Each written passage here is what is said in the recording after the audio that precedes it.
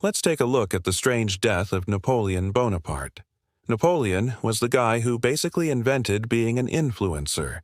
He was a French military leader and emperor who rose to prominence during the French Revolution and later conquered most of Europe.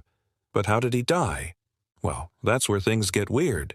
After conquering much of Europe, Napoleon was finally defeated and exiled to the island of Santa Elena in the Atlantic Ocean, and it was there that he began to plot his escape.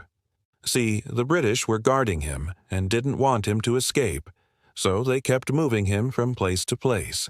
And when I say break out, I don't mean he was gonna use the classic prison matchstick and spoon-digging technique to tunnel out of his cell. He wrote letters to his doctors asking for medicine for a fake illness he created called the 1,000-day cough. The doctors prescribed him laudanum, which is a mix of opium and alcohol. And Napoleon drank it every day for months, slowly killing him. He died on May 5, 1821, and the doctors blamed the laudanum. But there was a problem. Napoleon's head was 3 feet away from where he was buried. You see, the British didn't want any potential Napoleon impersonators running around, so they removed his head and preserved it in a vinegar salt solution.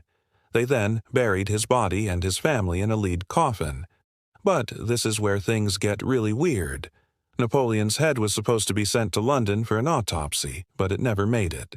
Eventually, it was shoved into a box with a wax dummy and forgotten about for years. In 1840, someone found the box in the basement of a London hospital and brought the head to the Royal College of Surgeons. So, what was the autopsy like?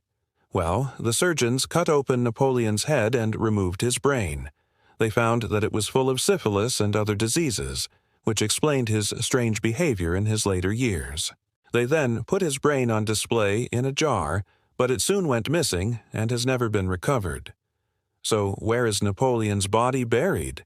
Well, that's a little complicated.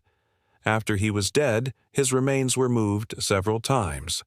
First to a church in Paris, then to a tomb in the Cathedral of Invalides, where they remain today.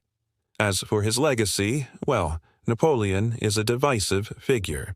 He was responsible for the deaths of millions of people, but he was also a brilliant military strategist and a great reformer.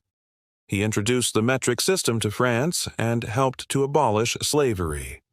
Love him or hate him, Napoleon is one of the most famous figures in history. This has been the strange death of Napoleon Bonaparte.